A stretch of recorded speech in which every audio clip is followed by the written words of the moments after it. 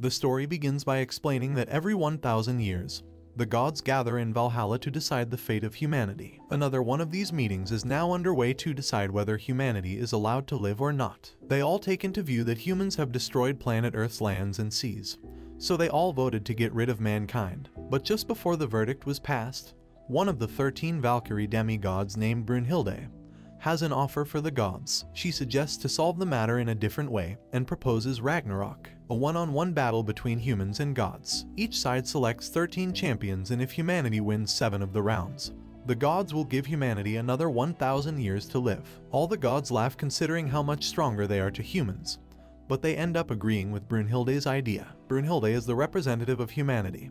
She gets to choose 13 of the strongest humans out of the 7 million years of human history. Soon the great battle between humans and Ragnarok gods begins. The rules of the games are very simple. Humans and gods will fight until the last breath. The god represented in the first round is Thor, the god of thunder, the strongest Norse god. But even so, Brunhilde is still very confident with her human representative. She summons a famous Chinese warrior, an undefeated champion of human history. His name is Lu Bu. The first round begins, and they both approach each other without knowing how the other opponent will attack. Thor and Lu Bu have similar fighting styles, and they are the ones known to be able to defeat their opponents with a single blow. They both strike, and Thor uses the Thor hammer attack, and Lu Bu uses the halberd to withstand it. Then suddenly Thor activates the divine lightning power, where he tilts his whole body backwards, after using the attack, making everyone believe he was going to win. Lu Bu suddenly emerges from the fog, injuring Thor. The gods are shocked that a human weapon could even injure a god. But it turns out that before the match began, the 13 Valkyrie demigods all gathered together to create weapons for the representatives of humanity.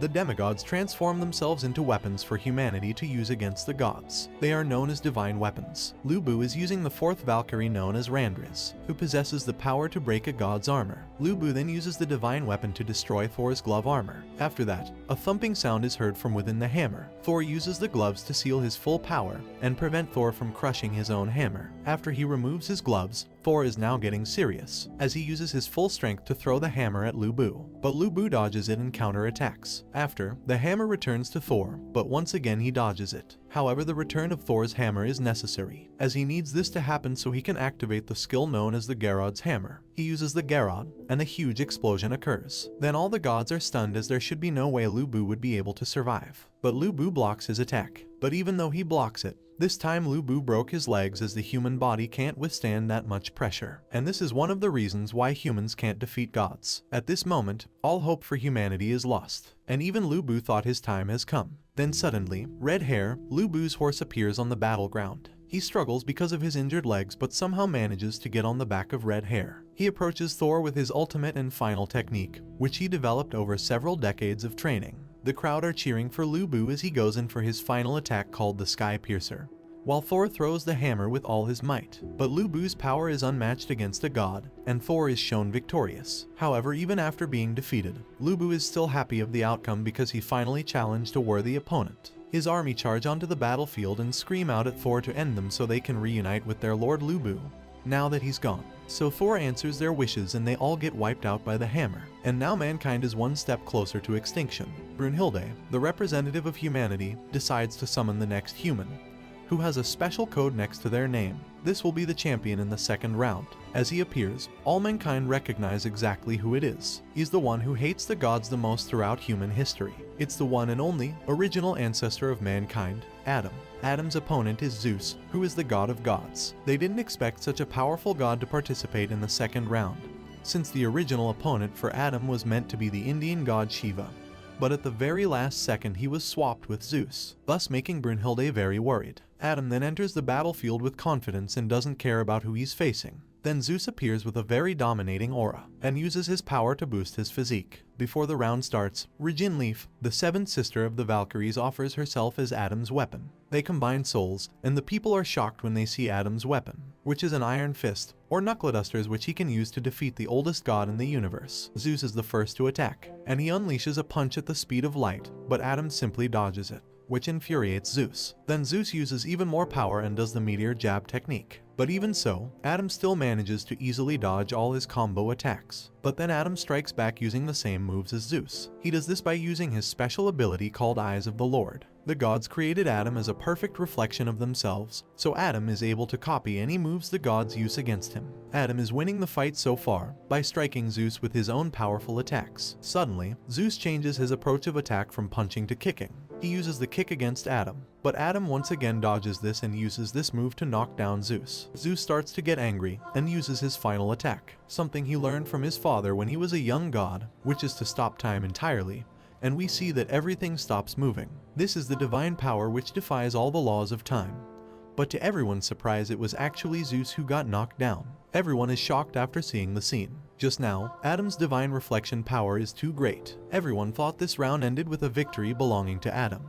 And while humanity were rejoicing, Zeus all of a sudden stands back up, but in anger. Zeus starts getting serious, as for the first time in millions of years, someone has forced Zeus to bring out his final form, known as Adamas, but this form is limited as he can only be in it for 12 minutes. Zeus actively attacks, but Adam uses Eye of the Lord to copy him in this form, and uses Zeus's power to counter-attack. It looks like Adam is going to be the winner, but Adam's eyes are starting to get overheated, because he's using the Eye of the Lord skill for too long. And for Zeus, every strike he does while in this final form carries an enormous amount of power. So Zeus is also having a hard time, because his body is starting to reach its limit of endurance. The spectator Loki notifies everyone that this is now a battle of time, to see whose power will run out first. After delivering another punch, Adam's eyes are now completely blind. Taking this opportunity, Zeus counterattacks his power. Adam tries his best to defend because he couldn't see anything, and Adam takes a massive hit from Zeus. While all of humanity is in despair, a voice calls out to Adam. And at the last moment, the father of all of mankind is still determined to protect all of his children. It was a miracle seeing Adam get back up and continue the fight, being in his condition. After Zeus takes another punch from Adam, Zeus collapses, but everyone realizes that Adam is standing completely still. Everyone thought that Adam had won, but it turns out that Adam had already taken his last breath moments ago when he went blind. But even after his death, his soul lived on and continued to fight on for his children. Zeus was claimed the winner in the second round. So after 2 matches, 2 humans and 2 Valkyries are dead. Humanity must win the third round. At this moment, Brunhilde received word that the god Poseidon will be the opponent in the third round. Poseidon is the brother of Zeus, a god known for being the most brutal, and he's the ruler of the seas. Brunhilde was finding it hard to select the right person for the third round. And just then, an old guy walks in saying he would represent mankind. His name is Sasaki Kojiro, also known as the greatest loser in history. Even in death, he continued his path to becoming the greatest swordsman. When Kojo draws a sword, everyone is shocked to know that he reached the highest level of a swordsman. He's the number 1 under the sun. The match began, but both of them are just standing still. Kojiro is wielding Mono Hishizo, the divine weapon formed by the Valkyrie Volund, the second sister of the Valkyries. Poseidon wasn't even looking at Kojiro, because he considers himself far more superior than him. He even feels like he's more superior to all the gods in the universe. After they were standing for some time, nobody noticed what was going on, except from some of the gods. But Kojiro was actually already fighting Poseidon, but in his mind, and has lost the battle 18 times in his mind. This is one of Kojiro's techniques, called the 1000 image of defense, which creates a virtual copy of his opponent in his mind, allowing him to try out different attack patterns. Kojiro now knows that if he takes the initiative to attack first, Poseidon will finish him off immediately. Kojiro is sure that no matter how he attacks, he will be defeated by Poseidon. After a series of calculations, Kojiro still decides to strike first. According to the law of inertia, when slashing at 200 kilometers per hour, the sword will not be able to change direction. But Kojiro is different and uses a special skill called the Tsubame Gishi. After using Tsubame Gishi, Poseidon looks into the eyes of a human for the first time. He starts approaching Kojiro and unleashes multiple attacks, but Kojiro easily deflects them all in an instant. He can do this because Kojo is still using the 1000 images of defense in his mind, so he's able to see all of Poseidon's moves. At this moment, Poseidon starts whistling. This attack is so fast that Kojiro can't react in time. At this moment, Poseidon has a smug look on his face and says, "What's wrong? I thought you were able to read your opponent's moves." Poseidon uses the Emperor Tidy attack on Kojiro. The gods are still shocked at Kojiro's defenses. They can't believe an ordinary person can get to a level comparable to a god. Kojiro can block all of Poseidon's attacks at the speed of light. Suddenly, Kojiro takes the initiative to counter-attack, and after a fast sword slash, Kojo then reverses his sword hand, It is a secret technique, but it is completely useless in the face of Poseidon's overwhelming power. Poseidon broke the sword in half and mankind lost all hope. We then get a quick flashback scene of Kojo fighting the last opponent he faced. His name was Musashi Miyamoto, a legendary swordsman. He remembers the joy of training with him to become the #1 under the sun. After this, for the first time in his life, he pushed for victory. He stood once again with his broken sword and uses the Valkyrie weapon regeneration skill, which gives him 2 swords. With the new swords in hand, Kajwaro attacks Poseidon with his full power, using everything he experienced from the legendary swordsman of his time, and managed to kill Poseidon. This being the first time a god of the sea is killed by the power of a human. Thanks for watching. Don't forget to like and subscribe if you enjoyed, and turn on the notification bell so you never miss out on another video.